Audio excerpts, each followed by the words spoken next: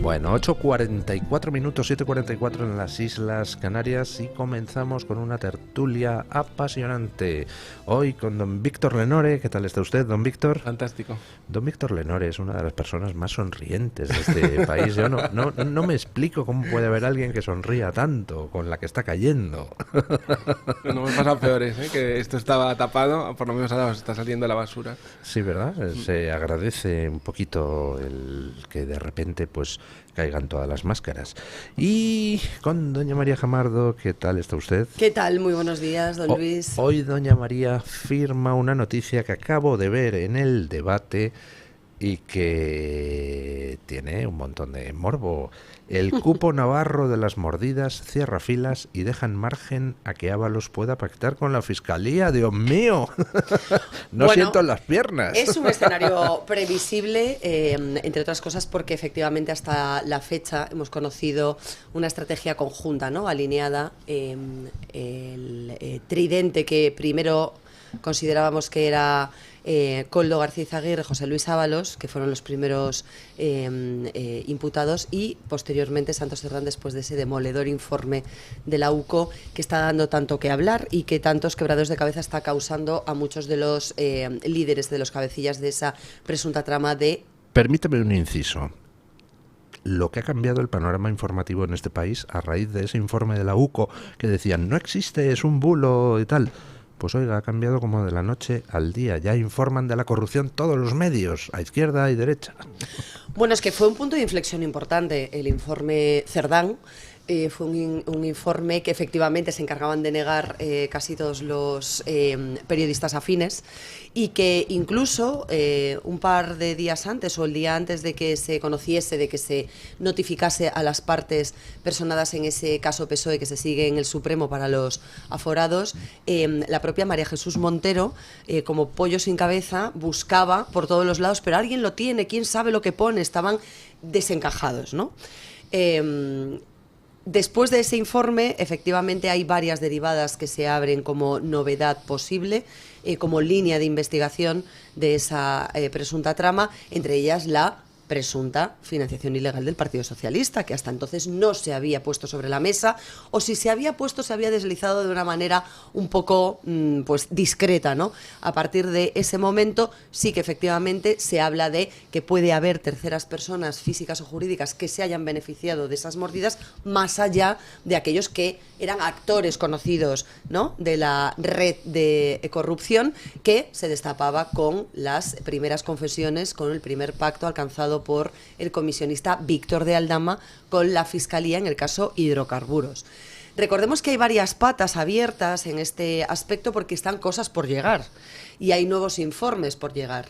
La Guardia Civil, por mandato del magistrado Leopoldo Puente, además de investigar todas las conversaciones que de aquellos dispositivos incautados a Koldo en la operación del Orme, de la Guardia Civil entrando en varias casas, registrando domicilios, en febrero de 2024 se obtuvieron una serie de dispositivos que pertenecían al ex asesor de Ábalos.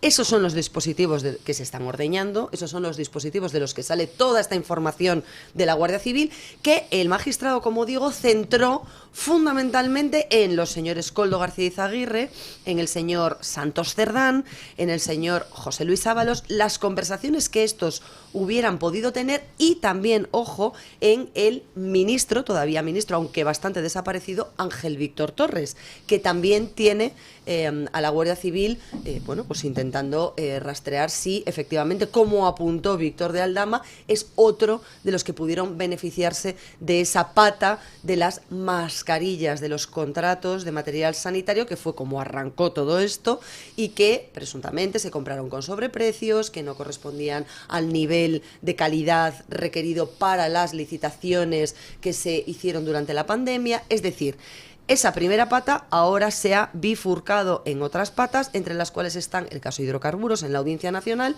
y entre las cuales está el caso PSOE, que es esa corrupción por las presuntas mordidas a cambio de obra pública amañada, que si bien tiene una derivada importante en Navarra, con estos tres cabecillas, con el señor Anchón Alonso Segurola, que es el socio de Cerdán, que niega serlo, pero que sí era su amigo del alma, con el propio Santos Cerdán y con Koldo García Izaguirre. Claro, el verso suelto en todo esto es un José Luis Ábalos, que recordemos que antes de ir a declarar ya asomó la patita diciendo: me han engañado, yo no sabía nada, esto yo soy lo el traían tonto de útil Navarra de esta historia, sí. y me lo colaron en el ministerio a mis espaldas y yo no tenía ni idea. Y fue cuando presuntamente quiso ir a pactar con la Fiscalía en una primera ocasión, y Koldo tuvo una reunión con él un domingo antes de la declaración en el Supremo del lunes, hace 2 semanas, cuando estaban citados ambos, y le vino a decir algo así como: ojo que mira lo que tengo por aquí, piénsate bien lo que vas a hacer. Pero claro, es que las cosas han cambiado mucho desde el ingreso en prisión de Santos Cerdán, que también ha debido hacer reflexionar a otros tantos. Así que mientras unos guardan silencio, el otro no descarta, y así lo ha manifestado varias veces su abogado a la Fiscalía Anticorrupción, poder llegar a un acuerdo, tirar de la manta y facilitar nueva información. O sea, estamos en condiciones de afirmar que el abogado de Ábalos, José Aníbal Álvarez, ha ofrecido a la Fiscalía en varias Anticorrupción... ocasiones ha planteado la posibilidad de que su patrocinado efectivamente facilitase información, que pudiese comparecer en una declaración voluntaria, que no se ha materializado hasta la fecha, porque efectivamente esto tiene que quedar por escrito, tiene que ser algo firme, tiene que haber algo de contenido, que hasta la fecha no se ha producido. Pero sí ha habido manifestación de voluntades en su momento en varias ocasiones. Y Ábalos colaboraría con la justicia aportando información adicional a cambio, lógicamente, de que se le reduzcan las acusaciones que pesan contra él. Efectivamente. ¿O es más una cuestión familiar? ¿Él quiere que dejen a su familia al margen? Pues no sé los términos, desde luego él podría beneficiarse porque es habitualmente lo que se pacta, y eso no quiere decir que no pueda haber derivadas en las que él pretenda o aspire a que efectivamente no se es que, por ejemplo, algunos indague. de los datos que han salido apuntan a la implicación en el cobro de las mordidas de la trama de alguna hija de Ábalos. Por ejemplo, Tatiana, que era quien constan algunos mensajes de Tatiana a Koldo exigiéndole unos pagos que no habían llegado, etcétera, etcétera. Incluso, etcétera. recordemos que también se ordenó la averiguación patrimonial de las cuentas de Ábalos y de uno de sus hijos. Es decir, que efectivamente hubo o hay alguna línea de pesquisas que se ha dirigido contra alguno de los descendientes de José Luis Ábalos. Quizás él también incluya a esos descendientes en ese posible pacto, si finalmente lo materializa. ¿Cómo interpretan ustedes la información que trae hoy El Independiente de que, según el entorno de Koldo García, Koldo mantendría a buen recaudo toda una serie de grabaciones comprometedoras en un zulo en un monte de Navarra? Es que la cosa ya empieza a recordar a la época de los GAL. ¿Se acuerdan ustedes de aquel famoso zulo de los GAL? Sí, sí, sí. Bueno, no sé, yo no sé si tan difícil es encontrar... O sea, él no está cometiendo algún tipo de ilegalidad cuando todo el mundo sabe que tiene otras grabaciones y no las comparte con la justicia. Eso no es... Bueno, yo entiendo que un acusado no tiene obligación Claro. de aportar pruebas contra sí mismo. Porque pueden incriminarle a él. Quiero decir, si fueran de terceros y él tiene vale, conocimiento vale, y no claro, las claro, pone a vale, disposición, vale, es que no a lo sabía mejor si él podría estaba... ser un agravante, una obstrucción. Sí, sí, sí, sí. Pero claro, si yo salgo en esas conversaciones y al Sí, final sí, son sí, conversaciones sí. que, aunque salpiquen a otros, me salpican a mí también, Tienes derecho puedes a ocultarlo. no aportarlas, claro. A mí lo que me fascina es cómo el PSOE está manejando todo esto, siguiendo dando lecciones de moral. Por ejemplo, ahora cada vez que van creciendo los casos y su relato es, no, el PSOE a las 2 horas ya había despedido a esta persona. O sea, ha sabido que luego es mentira, ¿no? Pero tal, el otro día estaban en la tele... Ferreras y Carlos Ecue, que es este periodista del País, que es ha sido el más cercano al presidente durante mucho tiempo, diciendo que lo que demostraba todo esto era que la derecha mentía cuando decía que España se estaba convirtiendo en Venezuela o en Corea del Norte o en tal, porque ahora al verse que hay ministros procesados y tal, se demostraba que España era una democracia perfecta y tal. O sea, es que siempre encuentran una forma de culpar a la derecha, hagan lo que hagan. Es que es fascinante. Incluso después del Congreso donde se ha sabido que ellos durante muchas horas supieron lo de los abusos sexuales de Salazar, que había mujeres que lo denunciaban. Durante 6 años lo supieron. Ya, pero explícitamente que estuvieron 6 horas entre que lo supieron de la noche a la mañana siguiente, intentando ver si podían nombrarle a pesar de esto. pero aún así consiguen siempre darle una vuelta y hacer como culpar al adversario político de todo lo que está pasando. Lo que pasa es que, hombre, lo intentan, pero Sí. ya a estas alturas parece que no funciona mucho la estrategia, ¿no? El PSOE está cayendo a razón de casi un escaño por día. Poco me parece. Sí, a mí me Debería parece ser poco, es que eso es lo que iba a decir. Debería ser bastante Me más parece que indicado. es verdad que no, 10 escaños que al no día. consiguen que la situación sea perfecta, No. pero consiguen una situación mucho más favorable de lo que han conseguido. Que ya no hablemos de la culpa en Vigilando, ¿no? Por ejemplo, que tiene todo presidente de gobierno respecto de la gente que le nombra y que ya lleva dos números 2 y un intento de número 2 que le han salido mal, y sigue con estas metáforas de soy un capitán de barco que ha encontrado mala mar, ¿no? Eres un capitán de barco que has cogido una tripulación que eran peores que los peores piratas que te puedas encontrar en los 7 mares, tío. O sea, asume un poco tu responsabilidad, pues es capaz de no asumirla.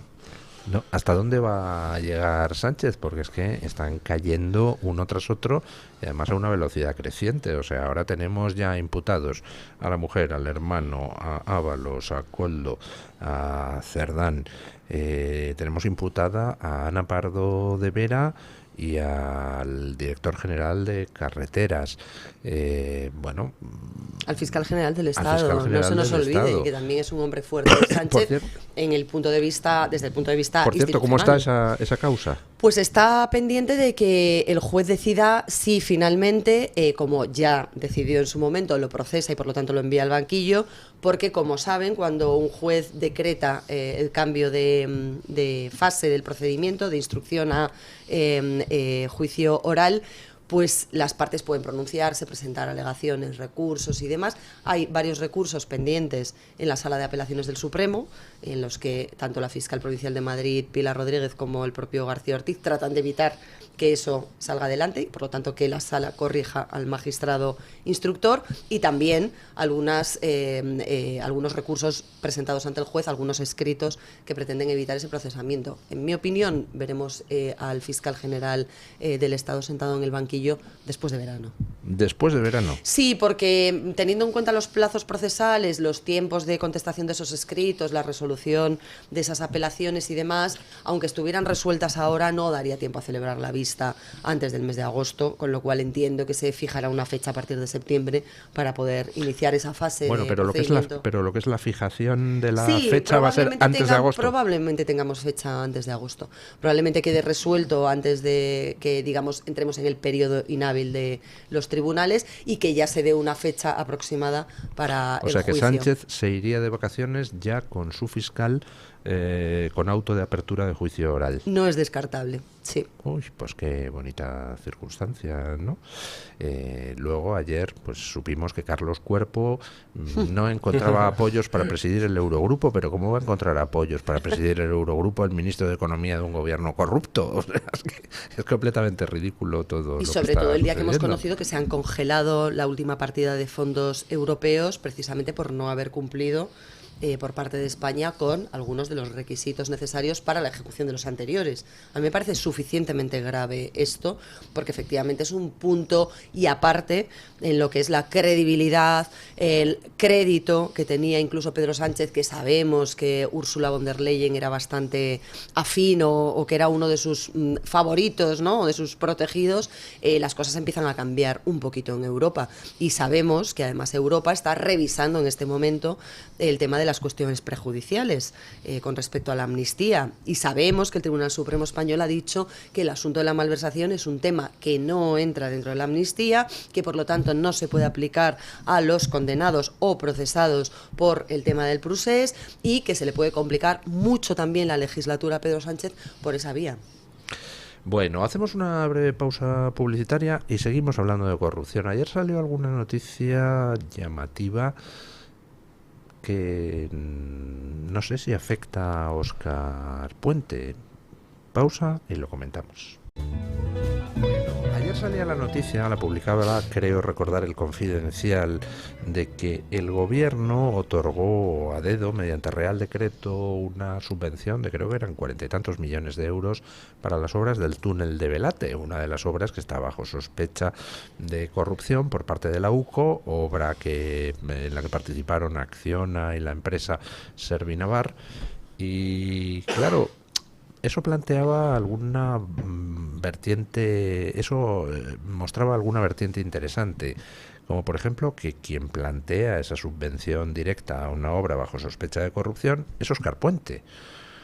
Y además, pues al ser decisión del Consejo de Ministros, pues corríjame usted si me equivoco, doña María Jamardo, pero las decisiones del Consejo de Ministros son colegiadas, con lo cual todos los ministros, salvo que hagan constar en acta su oposición, son responsables en caso de que hubiera algo raro en esa subvención concedida a una obra sobre la que pesan sospechas de corrupción, ¿no? Así es, si efectivamente se acredita que hay una prevaricación, un cohecho, una malversación, un tráfico de influencias, cualquier delito vinculado a este tipo de comportamientos, ¿no? O de licitaciones y demás, que es lo habitual, cualquiera de estos tipos legales, efectivamente quien firma y quien aprueba y quien da el visto bueno al final es un Consejo de Ministros que tiene una responsabilidad colegiada. Todos comparten la misma responsabilidad, con independencia de que después pueda haber otras responsabilidades ampliadas para aquellos que tomaron las decisiones de manera directa o que tenían más información o conocían más información sobre las presuntas irregularidades. Por eso es tan importante cuando a veces no se entiende, ¿no? Los votos particulares, por ejemplo, en los tribunales, el Supremo, en el Constitucional, pues la importancia de esos votos particulares es que si el Pleno del Tribunal Constitucional o de una sala del Supremo o de cualquier Tribunal Superior de Justicia incurriese en una prevaricación, imaginemos que dicta una sentencia por animadversión al acusado, si hay un magistrado o varios que se desmarcan de esa decisión, evidentemente la responsabilidad para ellos no sería aplicable porque ellos se han desmarcado. Yo no formo parte de esta decisión, sí estuve en el Pleno porque es mi obligación, pero me desmarco y además hago constar los motivos por los que creo que esto no debería darse en este sentido. Por lo cual, lo mismo en el Consejo de Ministros. Pues vamos a ver qué pasa con esa propuesta de Óscar Puente y vamos a ver si al final pues hay algún tipo de comportamiento irregular en esa concesión de una subvención a dedo a una obra sobre la que pesan sospechas de corrupción. Pero una mala noticia para Yolanda Díaz, que dicen: nosotros no somos la parte del gobierno que robaba, o sea, que robaba otra parte del gobierno donde estás, pero tú no. Pues perdóname, Yolanda, pero resulta que si el Consejo de Ministros ha tomado alguna decisión de carácter ilegal, tú eres corresponsable, tú y tus ministros que dices que no roban. Bueno, simplemente por aclararle a doña Yolanda las cosas, ¿no?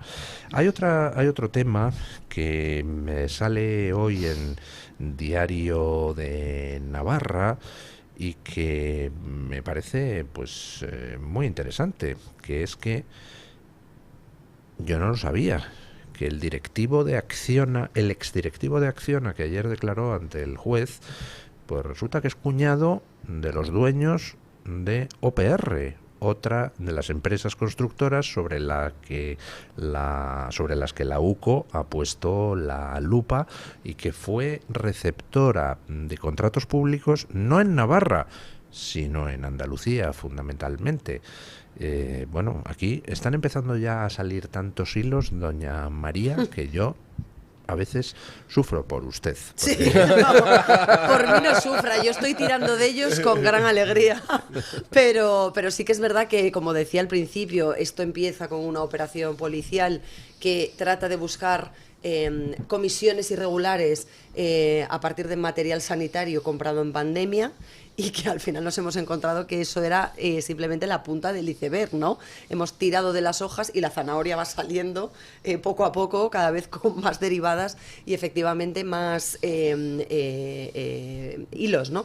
Más hijuelas.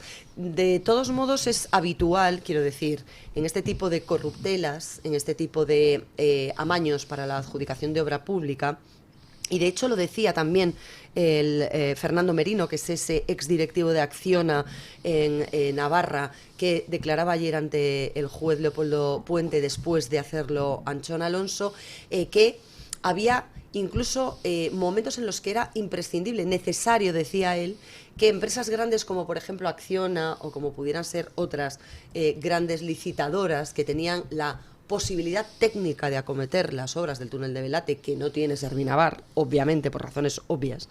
Primero, porque es una pequeña empresa, y segundo, porque Servinavar nace con un objeto social que está orientado a la organización de eventos y a la gestión administrativa. decir, que no tiene nada que ver con la obra pública, ni con la construcción, ni con el sector, ni con nada. Pero había una práctica, que es la que desliza ayer este exdirectivo de Acciona, en la que concurrían en UTE, en Unión Técnica de Empresas, la Temporal, grande, ¿no? digamos, Acciona, por ejemplo en este caso en Navarra, con Servinavar, que era una empresa local, a las que dijo una cosa muy importante: se adjudicaban generalmente el 99,9% de las licitaciones. Ojo, este tema no es menor. Si tú ibas como empresa gigante española a licitar en solitario o de la mano de otra empresa grande, pero que no fuera local en Navarra, no tenías nada más que un 0,01% de posibilidades de que te asignasen esa obra. Luego, a mí ya me parece bastante representativo esta afirmación del señor Merino. Probablemente esto se replicase en otras zonas, en Andalucía, en Aragón, en País Vasco, es decir, que no era un modus O operandi. pasas por caja de alguna empresa de aquí Claro, o no entras. claro, o ayudas a alguna empresa a recibir también esto, entonces ya da una impresión de, oye, ¿aquí qué importaba? ¿El rigor técnico o la UTE y con quién hacías la UTE? Porque claro...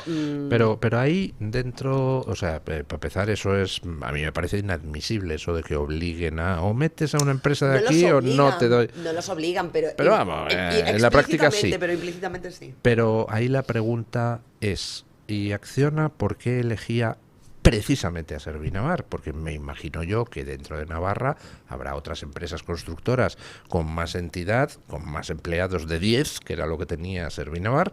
Entonces ahí yo, pues hombre, he hecho a faltar la pregunta, no sé si se la haría el juez, de, vale, estupendo, tenían ustedes que contratar metiendo a una empresa navarra, pero ¿por qué precisamente a esta? ¿No había otras más cualificadas para el tema? Porque ahí es donde está el meollo del asunto, Hombre, ¿no? me imagino, presuntamente supongo, como pensamos todos, que es que había algún tipo de información bajo cuerda de que Servinavar tenía pues el favor, ¿no?, de aquellos que estaban destinados a conceder esas licitaciones. Ayer dijo el dueño de Servinavar una cosa pues enormemente peculiar. Ya saben ustedes que la Guardia Civil registró el domicilio de Anchón Alonso, el amigo de Santos Cerdán, dueño de la empresa Servinavar, y allí se encontró, toma sorpresa, con un contrato privado firmado por Anchón Alonso y Santos Cerdán y sellado por la empresa Servinavar, donde decía que el 45% de las acciones de Servinavar eran de Santos Cerdán.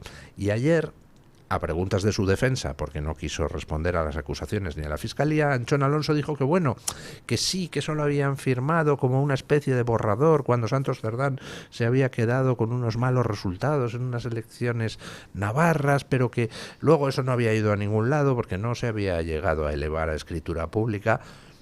No sé, yo no entiendo mucho de derecho, pero me da la sensación de que eso es irrelevante. Si existe el contrato, ese contrato tiene toda validez, esté elevado a escritura pública o no esté elevado a escritura pública. Es más, ¿no? incluso se podría entender que el no elevarlo a escritura pública es un intento por ocultar realmente existe. que existía ese contrato en el que el titular del 45% de las acciones, que por lo tanto estaría obligado a presentar en su declaración de bienes el señor Santos Cerdán como diputado del Congreso, cosa que no hizo nunca, podría ser incluso un intento por ocultar ese patrimonio o esa posibilidad de vía de financiación o de beneficio personal que tenía el señor Santos Cerdán. Pero lo más relevante es que también el señor Anchón Alonso, el copropietario de esta empresa de Servinavar, que está ahora mismo en el ojo del huracán, en el epicentro de la trama navarra, dijese que es que lo conservó porque le gusta conservar papeles, guardar papeles. Bueno, pues, oiga, no sé. Primero lo negaron. Cuando salió la información de estas participaciones y de esta compra, Servinavar dijo que no existía nada, que eso no era cierto. Lo desmintió, casi era un bulo nuevo, ¿no?, de los medios de la fachosfera informando sobre la red de mordidas, y resulta que después apareció ese contrato. Entonces dijeron que sí, bueno, apareció, pero no tenía relevancia porque no había sido elevado a escritura pública. Oiga, a lo mejor es que entonces también ahí hay una irregularidad, porque ustedes trataron de opacar o de que no existiese públicamente a ningún efecto ese contrato, que efectivamente sí estaba desplegando unos efectos económicos o unos beneficios empresariales para una persona que figuraba como copropietario. De hecho, se volvió a revender hay un contrato, porque podríamos pensar, si fuéramos bien pensados o si fuéramos rigurosos, de, oiga, sí, efectivamente, lo compró, pero luego se arrepintió porque su mujer le dijo que dónde iba él a meterse en temas empresariales, que continuase en la política, y como luego ya vino el nuevo gobierno y ya nos veníamos a Madrid y todo iba mucho mejor, pues oye, yo revendí esas acciones, o al mismo titular, al señor Anchón Alonso, que era el propietario inicial de esa sociedad unipersonal, o a otro que quisiera comprármelas, pero es que eso no se produjo. Ese es el único contrato que existe, elevado o no, es el único. No hubo arrepentimiento y por lo tanto transmisión otra vez, con lo cual a priori es el titular de ese porcentaje.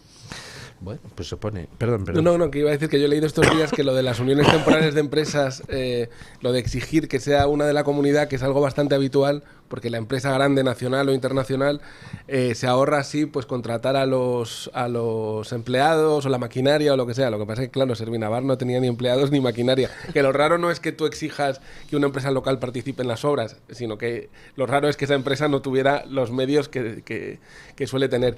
Pero a mí con todo este lodazal de corrupción, ¿qué tal?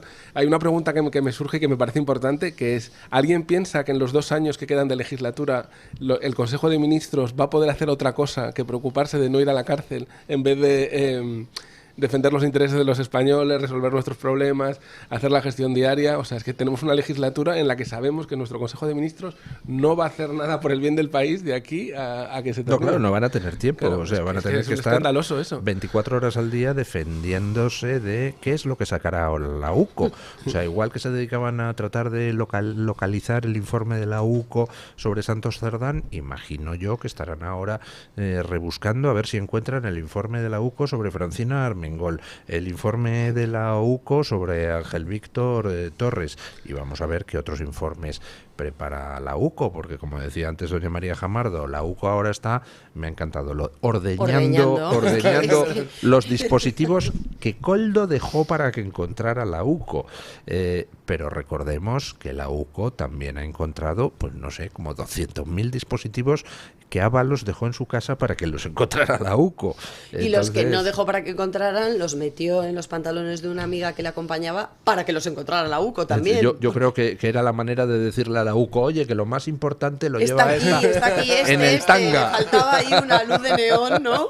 Señalando, pero efectivamente todo apunta, hombre, si tú estás en un registro, Ábalos no es una persona que sea torpe, es decir, o sea, puede tener muchos defectos, los tiene, los hemos conocido públicamente, pero es listo. O sea, no creo que sea una persona torpe en ese aspecto de que crea que va a conseguir sacar de manera limpia a través de una chica que le está acompañando. Obviamente la van a cachear, es lo previsible, ¿no?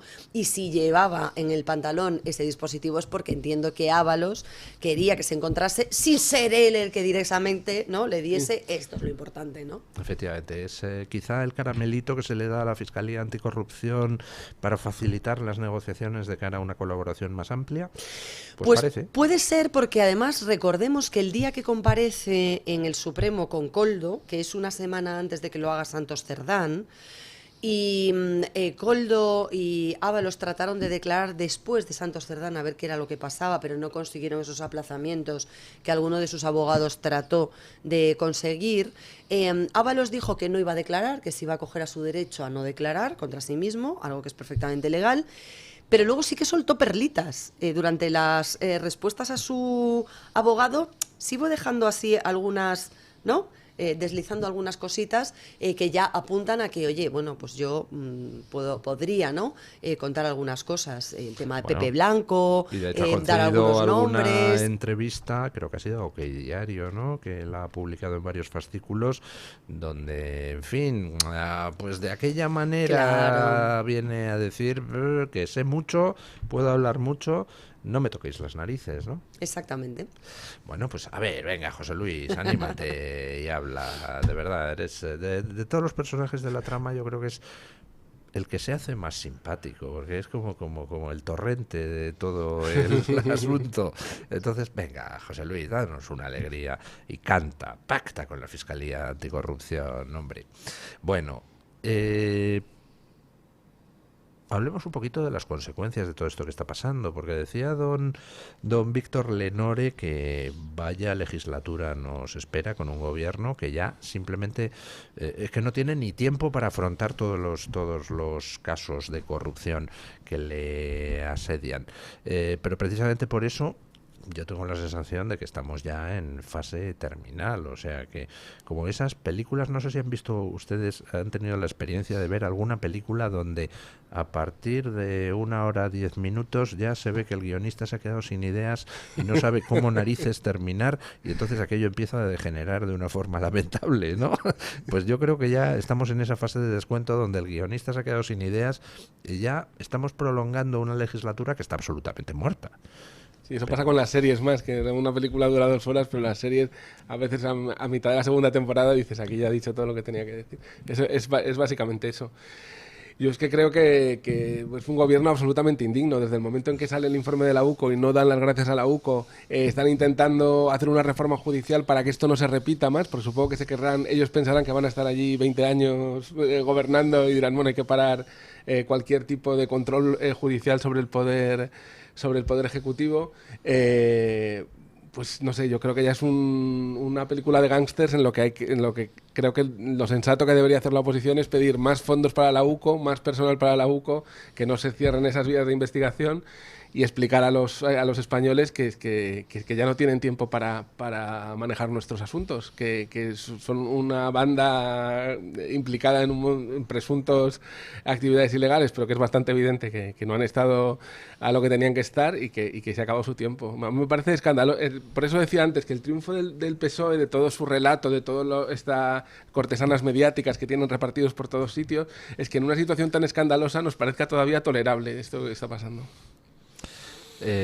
Bueno, nos parece intolerable, a mí por lo menos. Sí, lo que pasa es que, pues no sé, salvo prender fuego a Moncloa, no sé qué podemos hacer. Sí. Si los 4 personas que han intentado, no sé si prender fuego a Moncloa, pero protestar en Ferraz, les han estado llamando fachas y, bueno, todos los adjetivos posibles. En Ferraz, donde todas las noches siguen las protestas, desde hace ya más de 500 días, por cierto. La noticia que trae hoy The Objective, muy interesante. Ya sabemos que Sánchez tuvo que cesar 6 horas después de haberle nombrado a un tal Salazar porque, por lo visto, le acusaban varias mujeres del PSOE de haber abusado de ellas. Hoy Ketty Garat trae en The Objective una exclusiva que cuenta que en el año 2021 un miembro del Partido Socialista, diputado autonómico, pues abusó de una compañera del partido. La compañera del partido lo denunció en abril de 2023 y el resultado fue que Santos Cerdán pues puso a esta compañera del partido en la calle, porque el diputado autonómico, por lo visto, era un protegido de Francisco Salazar, el que acaba de tener que dejar su puesto por las acusaciones de diversas mujeres del PSOE. Y comenta Ketty Garat en la noticia que Juan Lobato trató de quitar de las listas a este diputado autonómico del PSOE, pues acusado de agresión sexual, y que lo que pasó fue que Ferraz frenó su intento porque era un protegido de Salazar. No sé, ¿hay algún miembro del Partido Socialista que no se dedique a, mientras postura de feminista, abusar de las mujeres del partido? Porque ya empieza a ser rara avis, ¿no? Bueno, aquella frase que pronunciaba Ábalos frente a la Cámara de soy feminista porque soy socialista, pues no sé, se queda como un poquito, ¿no? Escueta o falsa o increíble después de todo lo que estamos conociendo. A mí me preocupa pensar que un partido que lleva por bandera el feminismo, que se precia de tener el gobierno más feminista de la historia, simplemente porque tiene el mayor número de mujeres en puestos ministeriales y que está totalmente entregado a dar lecciones morales al resto de la sociedad y al resto de los partidos políticos sobre cómo tenemos que tratar a las mujeres, cómo tienen que denunciar las mujeres, cómo tolerancia cero, como dicen habitualmente, con cualquier tipo de abuso, de superioridad. Además, han sido los mayores facilitadores de este tipo de comportamientos, porque es cierto que el partido no tiene la culpa ni la responsabilidad sobre los comportamientos individuales de cada uno de sus cargos. Uno puede ser un impresentable o un ladrón o un abusador, pero el partido no tiene por qué tener la culpa.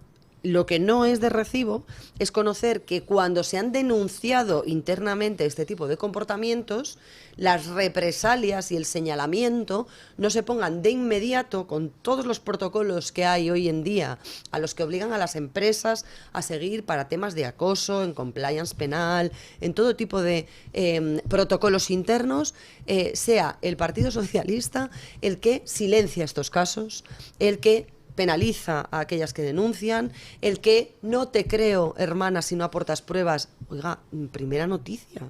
Es decir, llevamos... O sea, que las denuncias falsas existen, no me digas. Bueno, presuntamente para ellos ahora sí, porque obviamente si a alguien se le dice o se le cuenta que este señor Paco Salazar ya había tenido quejas por parte de algunas periodistas que se quejaban de su comportamiento poco adecuado, tocón, baboso, inapropiado, y que hubo quejas al grupo parlamentario socialista por las actitudes un poco inapropiadas, no digo que fueran delictivas, pero sí inapropiadas de este señor. Y lo que preguntó Pedro Sánchez es, bueno, ¿quiénes son? ¿Va a haber denuncia penal? ¿Hay pruebas de lo que dicen? Es decir, oiga, ustedes nos han dicho, yo sí te creo, hermana. Nos han obligado a consumir acusaciones que luego resultaron ser falsas y que llevaron a la condena incluso de algunas ministras del gobierno, como la señora Irene Montero, por mucho que fuese de Podemos, era ministra del gobierno y fue elegida por Pedro Sánchez para sentarse en esa silla, que condenaron a la pena pública, la pena de telediario, al señalamiento a hombres que eran inocentes. Y en esa, yo sí te creo, hermana, de la víctima hay que creerla sí o sí, sin pedir pruebas, resulta que ahora cuando son los vuestros, cuando están los comportamientos dentro de vuestras formaciones, me refiero al caso Íñigo Errejón, me refiero al caso Paco Salazar, me refiero a los comportamientos de los Titos Berni, Ábalos y tantos otros, ninguna sabía nada, decía nada o comentaba nada, y cuando cae Santos Cerdán, de repente hay varias que salen y cuánto me alegro de que haya caído porque este señor era un déspota, nos trataba fatal. Oiga, aunque no fuera un comportamiento sexual inadecuado, podía ser un comportamiento jerárquico inadecuado, en el que tu jefe tiene formas que no son apropiadas para ningún jefe en ningún ámbito, mucho menos si tú estás defendiendo el feminismo, la voz de las mujeres, que el heteropatriarcado no nos someta, es decir, todas estas cuestiones a las que nos llevan condenando con un relato victimista durante años todas estas señoras, y resulta que ellas eran las únicas que después no hacían nada, que no protestaban, que no levantaban la voz, no vaya a ser que le movieran la silla o que cayeran ellas en desgracia. Sí, aunque sea antipático, hay que señalar esto, porque ellas sí, quiero decir, es antipático culpar a las mujeres de un comportamiento, de unos el ambiente de tolerancia, quiero decir, bueno, en principio en el pero es que dicen, nosotras lo comentábamos y no nos hacían caso, tal, pero ellas en cuanto han ido al diario.es a contarlo, y han dicho, oye, mira, es que Salazar hacía tal, lo han publicado al día siguiente. O sea, que no te hagan caso tus superiores jerárquicos no significa que no puedas denunciarlo en un medio afín como el diario.es. Claro, lo que pasa, yo me pregunto, si lo hubieran denunciado hace un año, ¿eso lo habrían publicado al día siguiente? ¿O ahora ya, como ha caído Santos Cerdán, como ha salido el informe de la UCO, entonces de repente se ha abierto la compuerta y ahora se publica lo que hace un año no se habría publicado? Bueno, a lo mejor el diario no, pero a lo mejor otro medio no afín sí. Sí, bueno, OK Diario, si no el diario, OK Diario o algo más suave como The Objective o algo así, pero yo creo que el diario lo hubiera publicado porque tienen un maoísmo feminista absolutamente loco que aunque les perjudique, yo creo que están con esa matraca. El diario es como El País, pero ellos se lo creen, ¿no? O sea, El País yo creo que son más calculadores y tal, pero el diario le llegas con esto, yo creo que sí te lo publican. Pero más allá de todo eso, ellas tenían, bueno, es que ahora no hacen falta medios, todos tienen sus redes sociales, se puede empezar a crear ahí sí como un rumor que vaya que vaya extendiéndose y que vaya haciendo incómoda la situación y tal. Han tenido pero estas cosas suelen salir cuando hay alguien que le van a nombrar para un cargo, o sea, que tienen más que ver con defender y conquistar cotas de poder que con realmente estar preocupado porque en tu ambiente laboral haya abusos y que, por ejemplo, toda la matraca que han dado con los puntos morados, al final donde hacían falta puntos morados era en Moncloa y en las sedes de Sumar y de Más Madrid, ¿no? Con Íñigo Errejón y todo eso. Tenían que rotular todo en morado en vez de en rojo. La oposición debería pedir eso. Oye, ya que tenemos aquí, os habéis gastado 600.000 euros en la última legislatura en puntos morados, ¿vais a poner alguna vez en Moncloa o en las sedes de vuestros partidos? Pues quedaría bastante... han quedado bastante en evidencia con eso. Bueno, hacemos una breve pausa publicitaria y continuamos comentando esta procelosa actualidad. Bueno, hoy se va a debatir en el Congreso una propuesta de reforma del reglamento por la cual se pretende que la mesa del Congreso tenga más facultades para poder retirar acreditaciones a periodistas que están cubriendo la información parlamentaria. Básicamente es una reforma que pretende poder echar del Congreso pues a los periodistas tipo Vito Quiles, etcétera, etcétera, que plantean preguntas incómodas en las ruedas de prensa de los portavoces o responsables del PSOE o de alguno de sus socios. Esta propuesta de reforma del reglamento se presentó hace ya algunas semanas y claro, lo que pasa es que el panorama informativo ha cambiado tanto y el clima de opinión pública ha cambiado tanto porque desde entonces pues ha salido todo el informe de la UCO, ha caído Santos Cerdán, el PSOE está de porquería hasta las orejas y entonces claro, hoy el debate pues va a ser un poco como esperpéntico. Porque ¿qué van a hacer? Van a debatir el poder echar del Congreso a los únicos que preguntaban por la corrupción mientras los demás periodistas palmeros trataban de acallarles. Es que es ridículo todo. Sí, yo creo que es necesario este reforma del reglamento, pero no para expulsar a periodistas, sino para obligar a Pachi López a que responda cuando le preguntan y a que no tenga la facultad de decir tú y tú preguntáis y vosotros estáis aquí los demás estáis aquí de atrezo, que os tenemos para dar imagen de pluralidad, pero nunca os damos la voz. A mí me hace mucha gracia que va a votar Rufián, ¿no? Porque Gabriel Rufián empezó cuando le hacía preguntas Josué Cárdenas, le empezó diciendo no participo en burbujas mediáticas de la extrema derecha y ahora se ha convertido en una de las estrellas de estado de alarma, ¿no? De que lo que más espera la gente es ver a Rufián salir del Congreso y que Vito Quiles le haga unas preguntas. Así que yo creo que han dejado en evidencia, estos periodistas han dejado en evidencia a la prensa bipartidista, ¿no? La que está acostumbrada, que hacen unas preguntas versallescas, muchas veces vacías, sobre lo que el político quiere que pregunten. Sí. Hay que preguntar sobre lo que el político no quiere que le pregunten. Sí, la famosa frase de Orwell, ¿no? De que el periodismo es publicar algo que alguien no quiere que se publique y todo lo demás son relaciones públicas. Pues lo que se hace sobre todo en esas sesiones de preguntas del Congreso son relaciones públicas. Que tu medio se lleve bien con el gobierno, conseguir acceso privilegiado para tener más contenidos en tu diario y tal, pero nada de lo que interesa a los lectores, que es una función de control del gobierno. Eso es que hay una degradación de la política parlamentaria que lo vemos también en las sesiones de control del gobierno, que parecen sesiones de control de la oposición. Lo que hace Pachi López en la sala del Congreso, le hacen preguntas y él acaba siempre dando su típico meeting de la derecha y la ultraderecha, acaban siendo sesiones publicitarias del gobierno y eso es lamentable, claro.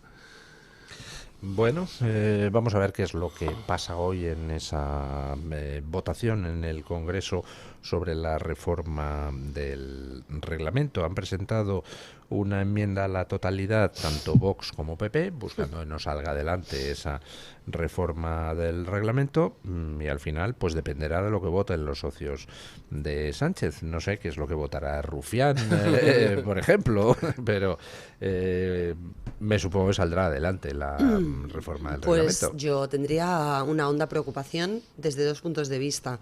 La primera que esto es camino de ida y vuelta, porque si la reforma está vigente en el futuro para quien llegue a gobernar y le molesten otros medios que no son afines a su ideología, que es lo que están pretendiendo en este momento, y también se puedan retirar acreditaciones de medios como los que publican los 2 DNIs del juez Peinado o lo de la bomba Lapa, que son bulos no mayúsculos, mayúscula, negrita, subrayado, entrecomillado, o sea, todo lo que podamos hacer para destacar ese tipo de actuaciones periodísticas que luego son los primeros que piden que se retire, ¿no?, la palabra a otros. Y segundo, no entiendo qué hacen los compañeros que cubren Congreso, los periodistas parlamentarios, respaldando ese tipo de comportamientos y este tipo de debates. Serían los primeros que deberían decir y salir en defensa de la libertad de prensa con todas sus consecuencias. No puede uno asistir como espectador a los teatros diarios en los que, intentando, porque no les dan el turno de palabra, preguntar estos señores a los que se dirige una ley que, quiero recordar, las leyes o reglamentos o normas de caso único no están permitidas, es decir, no se puede hacer porque te molesten 2 personas en concreto una modificación parlamentaria, o no debería poder hacerse, y en lugar de volver a preguntar el siguiente que viene detrás por lo mismo y así sucesivamente hasta que conteste el parlamentario de turno, resulta que es, bueno, cállate ya que no es tu turno, déjame a mí hacer la pregunta importante. En el reglamento de seguridad vial, que... ¿Perdón?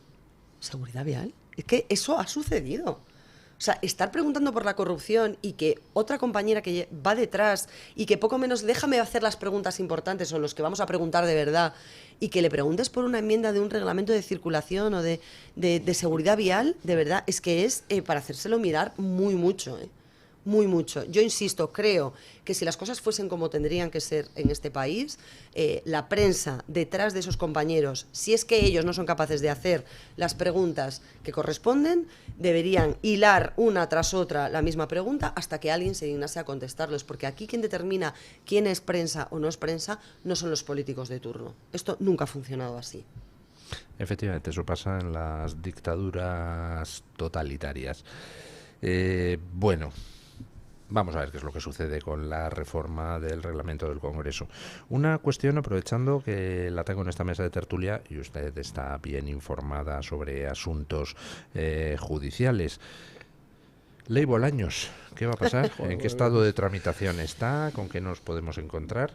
Pues a ver, el anteproyecto, que saben que incluye 2 reformas legislativas, la que afecta a la Ley Orgánica del Poder Judicial, que es esa derivada en la que se quiere colar en la base del sistema judicial a 1.004 jueces y fiscales afines ideológicamente al gobierno, porque se eliminan las pruebas objetivas de oposición libre como hasta la fecha, se simplifican los exámenes y se estabiliza con la excusa de que Europa lo pide. Europa pide la estabilización, pero no el modo, ni ordena el modo en que se tiene que hacer. Y por otra parte, el Estatuto Orgánico del Ministerio Fiscal, en el que se pretende entregar la instrucción penal a la Fiscalía que recordemos cómo está, con su fiscal general del Estado, dirigida por un presunto delincuente, procesado por un delito de revelación de secretos contra un particular, en el marco de una presunta operación de Estado contra una rival política. Este es el percal de la Fiscalía que va a asumir las investigaciones penales, y en la que además se blinda de una manera obscena al fiscal general del Estado procesado, que es en este momento el que se mantiene en su cargo, con un poder casi omnímodo dentro de la Fiscalía. Es verdad que la Fiscalía siempre ha sido una institución jerárquica, pero es que ahora ya es una institución en la que no hay posibilidad de crítica ni de discrepancia.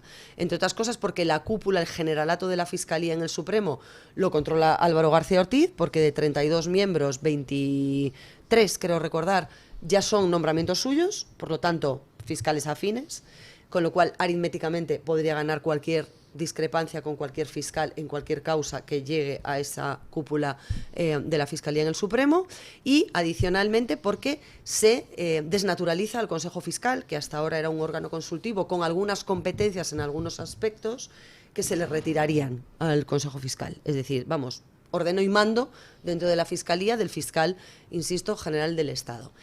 Esa doble modificación, que es la que conforma esa conocida como Ley Bolaños, se presentó como proyecto de ley en el Congreso de los Diputados. En el Congreso de los Diputados se presentaron enmiendas a la totalidad, es decir, para que la ley quedase totalmente anulada, completa, sin matices, por el Partido Popular y por Vox, con lo cual en primera vuelta ese proyecto no salió adelante. Luego tiene que entrar en un segundo proyecto en el que ya entren las enmiendas parciales.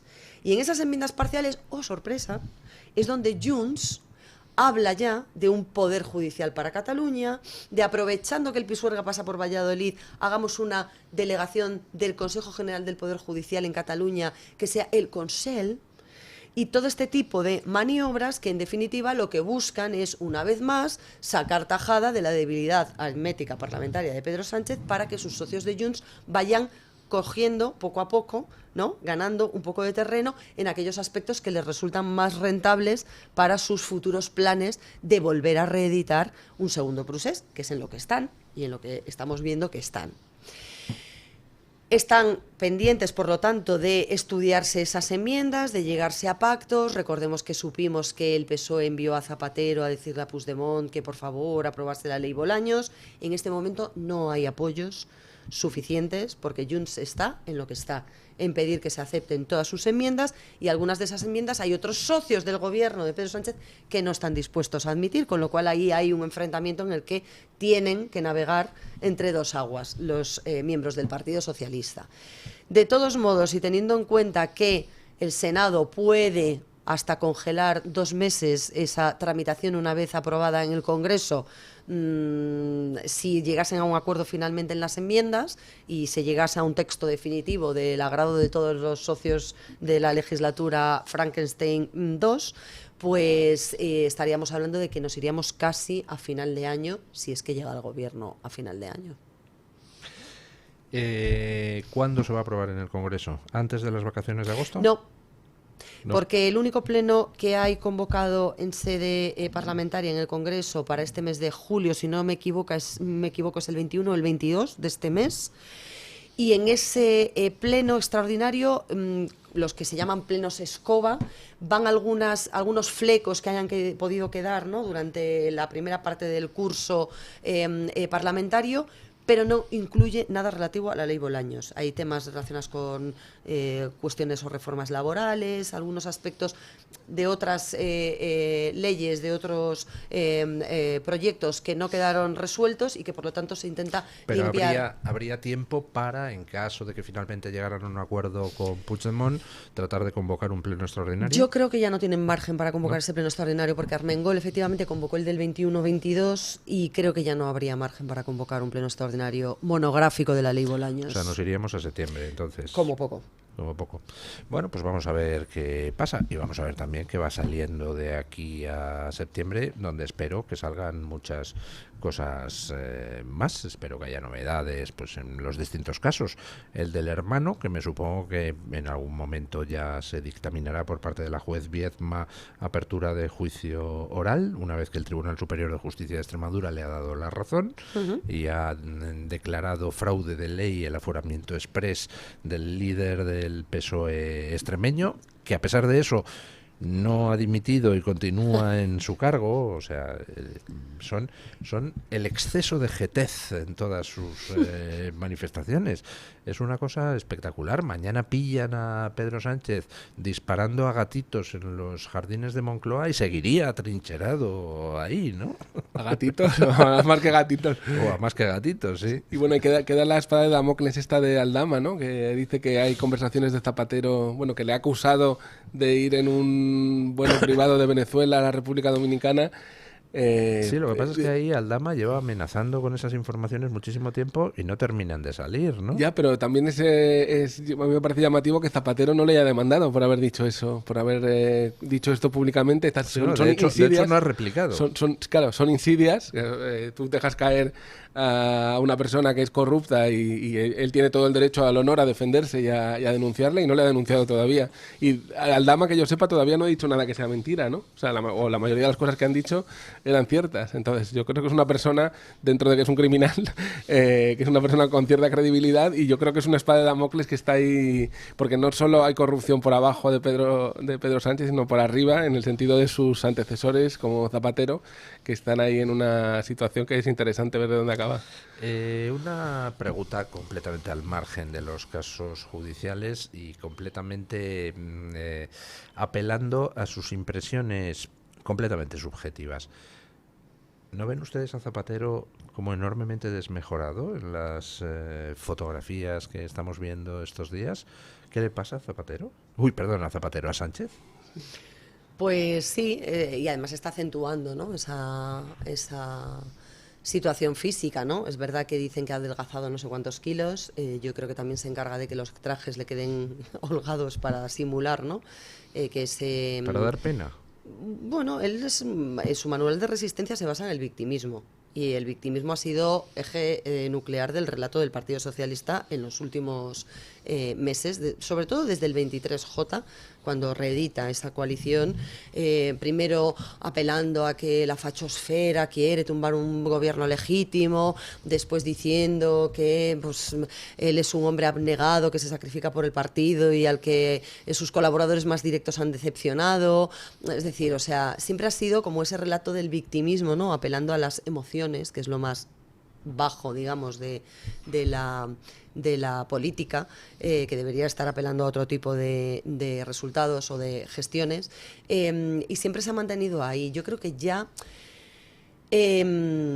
cuando Pedro Sánchez hablaba de ese Pedro Sánchez de lo que usted me habla, es decir, no era el mismo Pedro Sánchez antes de las elecciones que después, ni el que decía como candidato una cosa y después como presidente hacía la contraria. Siempre ha tenido esa dualidad, ¿no?, entre la persona y el personaje, y creo que en este momento ya el personaje está absolutamente desbordado, ¿no? Es imposible tapar físicamente y materialmente todos los escándalos de corrupción. La prensa internacional, ¿no?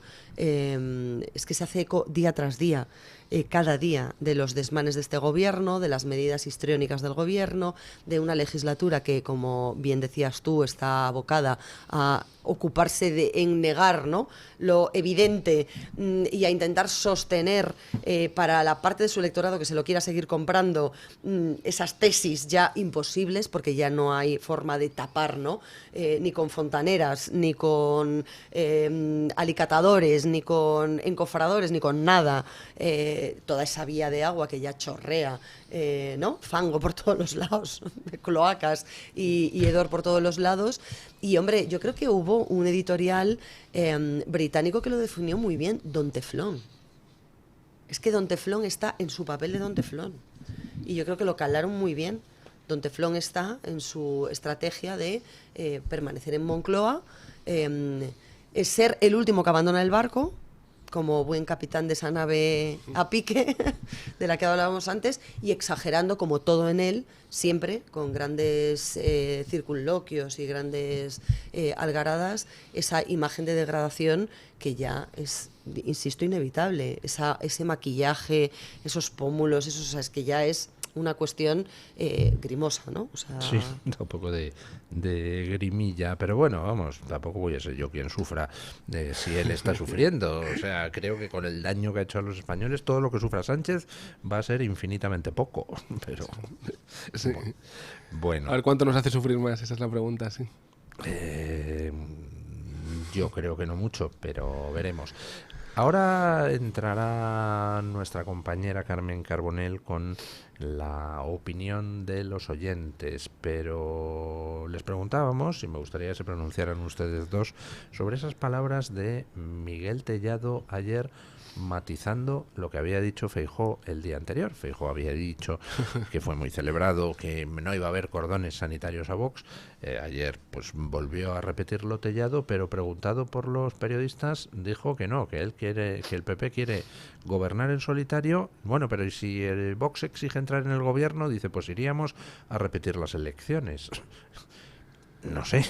¿A ustedes qué les parece? Bueno, parece que el Partido Popular no aprende, ¿no? O sea, viene de unas elecciones en las que ya se veía ganador y no ha podido acceder al gobierno, ni siquiera hubiera podido con los escaños de Vox, y ya quiere otra vez vender la piel del oso antes de cazarlo, y en un momento en el que lo que habría que hacer es señalar constantemente la corrupción del gobierno y cómo es insostenible, se pone a hablar de las elecciones, de lo que va a hacer cuando gane, porque ya se da por ganador. Me parece un delirio absoluto. Y bueno, más declaraciones alrededor del Congreso, ¿no? Lo de que había que dijo Albiol, ¿no? Que estaba bien pactar con Junts, con la CUP no, pero con Junts estaba bien pactar. O sea, están viendo que prefieren pactar con Junts o con el PSOE en un estado de putrefacción que con Vox, cuando realmente es que no hay ni siquiera una necesidad de decir ahora qué vas a hacer después de... Sí, yo tampoco entiendo por qué se meten en ese tipo de berenjenal. Es decir, con lo sencillo que sería decir algo tan simple como, pues mire usted, las alianzas para la formación de gobierno no las vamos a decidir nosotros, las decidirán los españoles con su voto, y habrá que esperar a ver qué pasa en las elecciones antes de ver qué demonios se puede hacer, ¿no? Sí, es difícil adivinar, no sé si alguien sabe las motivaciones para las declaraciones estas, ¿sí?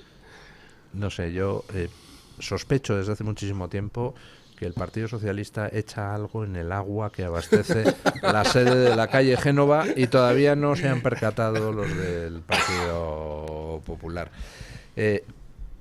¿Quiere usted pronunciarse? No, o sea, yo creo que en definitiva están hablando para su parroquia. Me da la sensación de que esto es algo que ellos estiman que quiere escuchar su electorado, y que, bueno, el Partido Popular lanza el mensaje de vamos a ser los que vamos a ganar las elecciones, cosa que también es un poco acicate a las bases, ¿no?, electorales, a los votantes del Partido Popular, de, oiga, no se queden en casa, no hagan como la última vez que nos dejaron ganadores ahí a la puerta sin poder sumar las mayorías necesarias. Y me parece muy acertado, en principio. No sé por qué el matiz posterior, o qué es lo que ha llevado a Tellado a ampliar o amplificar esa información con esa aclaración posterior, pero sí que me parece muy acertado que Núñez Feijóo dijese no vamos a hacer un cordón sanitario a Vox. Es que no hay por qué hacer un cordón sanitario a Vox. Bueno, pero si luego dices que no le vas a dejar entrar en el gobierno y que claro, vas a repetición, no sé, eso es un cordón sanitario. Desconozco por qué ese matiz posterior, no lo puedo explicar, pero entiendo, insisto, que o bien porque algo han detectado que incomodó a alguno de sus votantes, o de un segmento de sus votantes, o del partido de alguien, o no sé, entiendo que tiene que responder a una estrategia electoral hacia su parroquia, ¿no?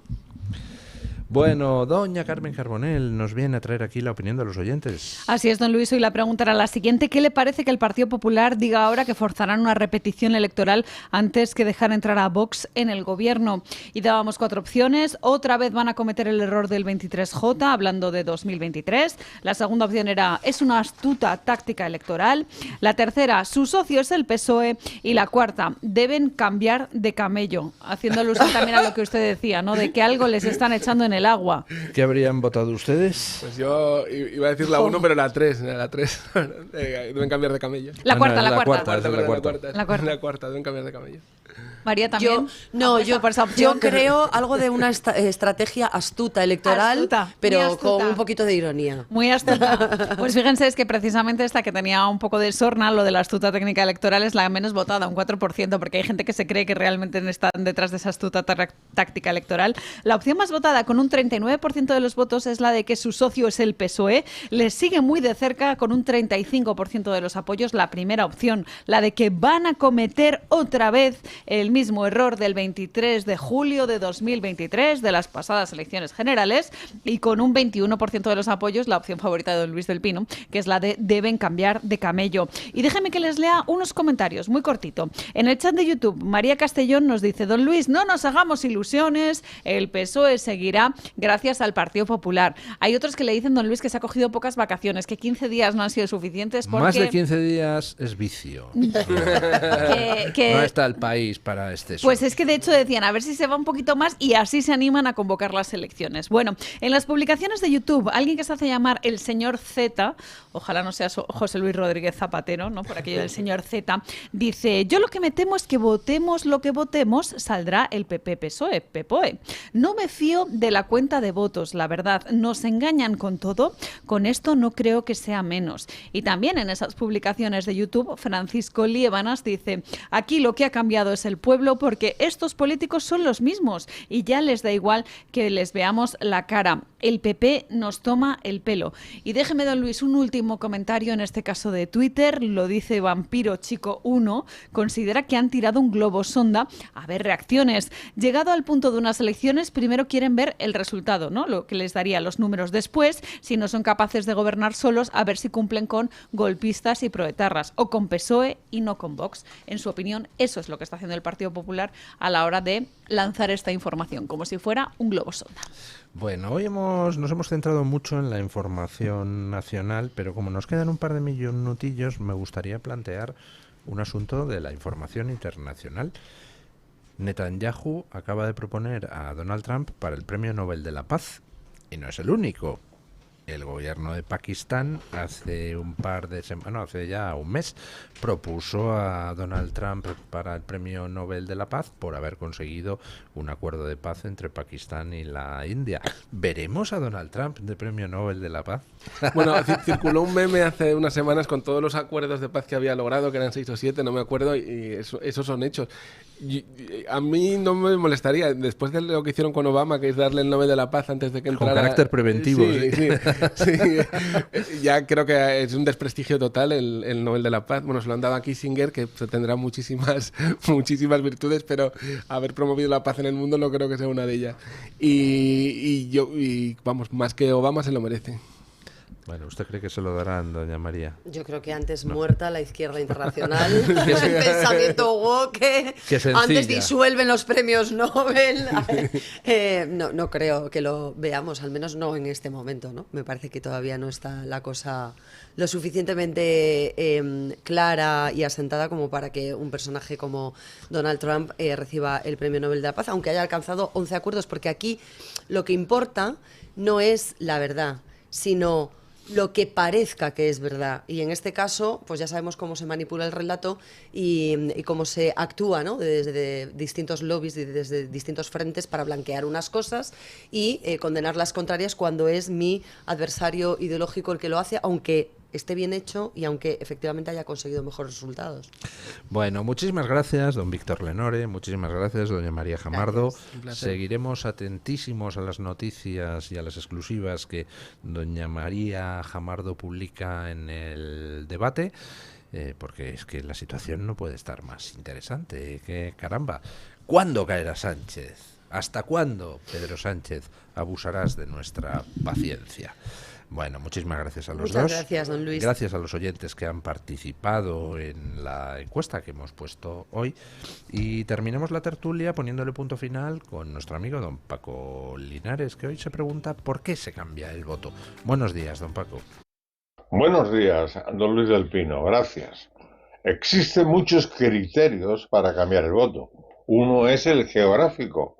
Puedo estar encantado con la política nacional, pero no con la de mi comunidad autónoma, que también es diferente a la de mi ayuntamiento.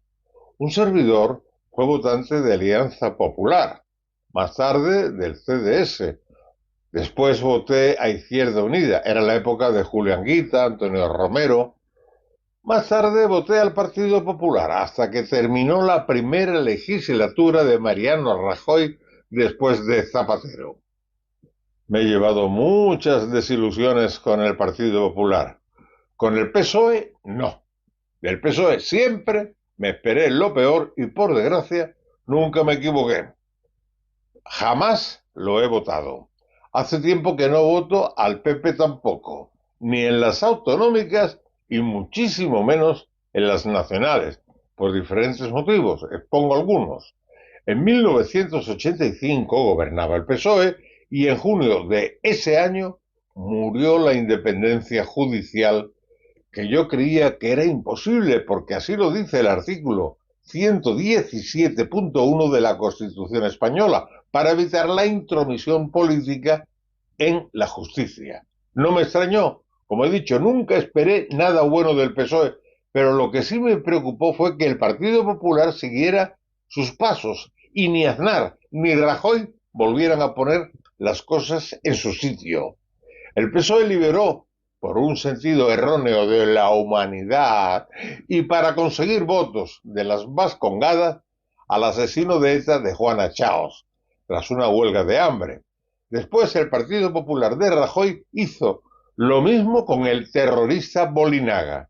Y la memoria histórica jamás había asistido a una manipulación tan obscena como la que se hizo en aquel momento. Pero el PP no la quitó cuando tenía mayoría absoluta y continúa. Y pretenden que crea ahora a Feijóo, que impone la inmersión lingüística en Galicia, igual que los independentistas en Cataluña o en las Vascongadas. Menos viajes al centro, menos caricias al PSOE y más oportunidades para que el personal conozca a Vox. Si saliera Vox con mayoría absoluta, por ejemplo, las niñas con 16 años tendrían que decirles a sus padres que van a abortar, por ejemplo. Si es que es muy difícil, sé que es dificilísimo cambiar, lo sé por experiencia, pero no solo se puede, sino que se debe dar sentido a cada voto. Mañana más y mejor. Punto final.